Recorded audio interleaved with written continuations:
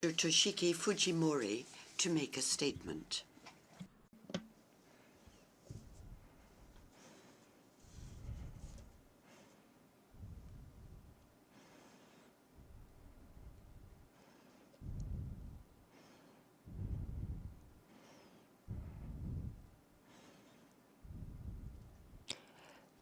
President Ambassador White, distinguished delegates, I would like to thank Madam President for giving me the opportunity to speak.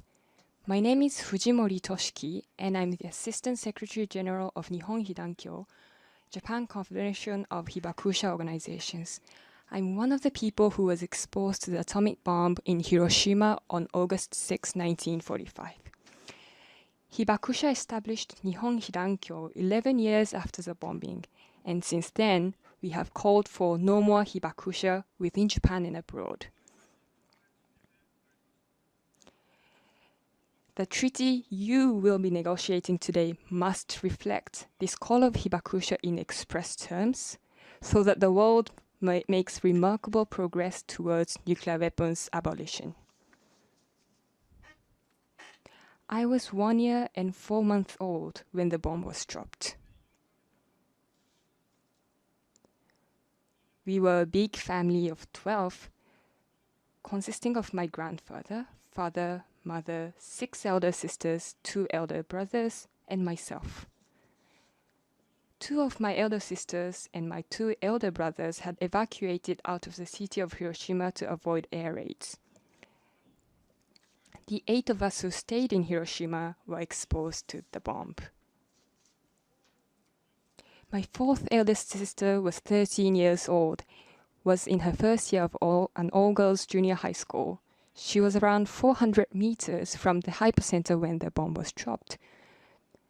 Together with her teachers and other students, my sister was there to demolish houses to create fire-safe areas against air raids. All of 676 of them, including my sister, were killed instantly through direct exposure to radiation, the heat, and the blast. Altogether, in the city of Hiroshima, 8,400 students in the first and second year of junior high schools were being mobilized for similar purposes that day. The lives of 6,300 of them were lost. I was sick that day, so my mother was heading to the hospital with me on her back when the bomb was dropped. We were 2.3 kilometers from the hypocenter. Fortunately, a 2-story house between the hypocenter and us prevented us from directly being exposed to the heat. Yet, we were thrown all the way to the edge of the river bank. My mother, with me in her arms, managed to get to the nearby mountain called Ushitayama. Our family members were in different locations at the time of the bombing, but everyone escaped to the same mountain of Ushitayama, except for my 4th elder sister. For many days that followed, my parents, my sisters kept going back to the area near the hypocenter to look for my 4th eldest sister who was missing.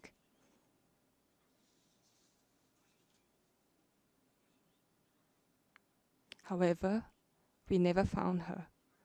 We never found her body either. In the meantime, I had my entire body covered with bandages, with only eyes, nose, and mouth uncovered. Everybody thought I would die. Yet, I survived. It's a miracle. And I'm here today at the UN asking for an abolition of nuclear weapons. I am convinced that this is a mission I'm given as a survivor. 210,000 people died by the end of 1945 in Hiroshima and Nagasaki. Beneath the mushroom clouds, Hibakusha experienced hell on earth. In fact, Hibakusha's suffering has continued until today, March 27th, 2017, for the 26,166 days. Nobody in any country deserves seeing the same hell on earth again. Every year on August 6th, my mother would gather her children and would talk to us about her experience in tears.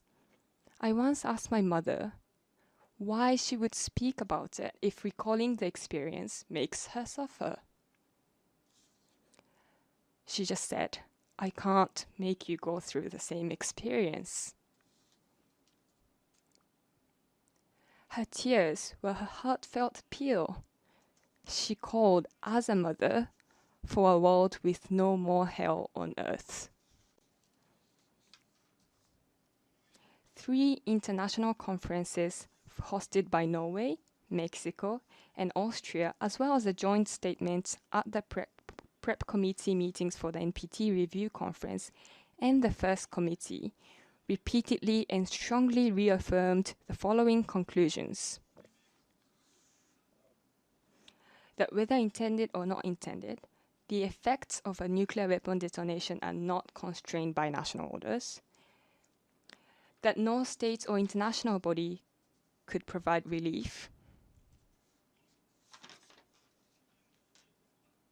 That in the interest of the very survival of humanity, nuclear weapons must never be used again, and that the only assurance against the risk of a nuclear weapon detonation is the total elimination of nuclear weapons. Many Hibakusha received these messages, reflecting the long journey that they had come.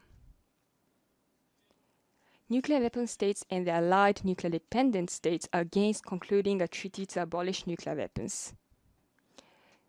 Despite being the only country in the world that experienced the wartime use of nuclear weapons, the Japanese government voted against the UN resolution which established this negotiating conference.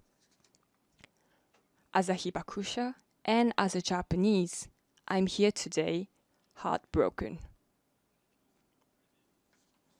Yet, I am not discouraged. Representatives who are present at this conference from the government, from international organizations, from civil society organizations, you are making efforts to conclude a legally binding instrument to ban and eliminate nuclear weapons. In April of last year, Hibakusha initiated the international signature campaign, which calls on all state governments to conclude a treaty to ban and eliminate nuclear weapons.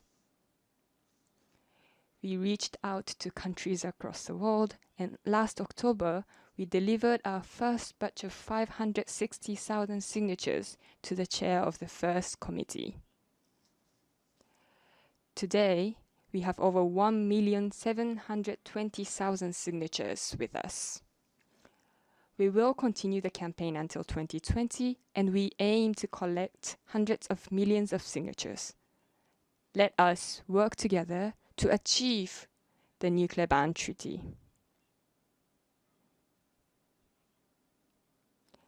Thank you very, very much for listening.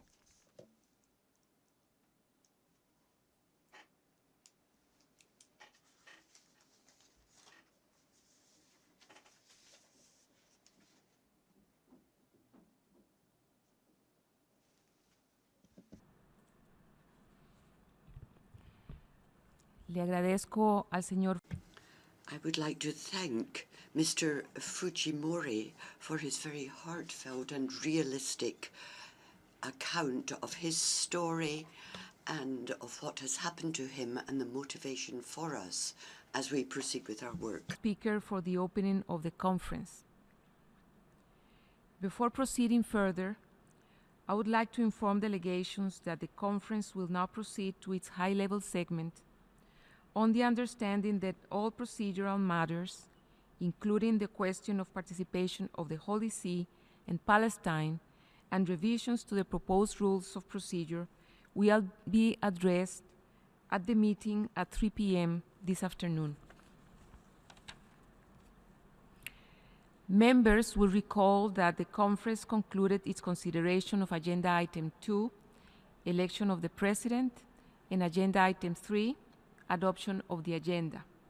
at its organizational session on 16 February 2017. The agenda has since been issued as document A/conf.229/2017/2. Excellencies, distinguished delegates, the conference shall now commence its high-level segment under sub-item A of Agenda Item 8. I now give the floor to His Excellency Manuel González Sanz, Minister of Foreign Affairs of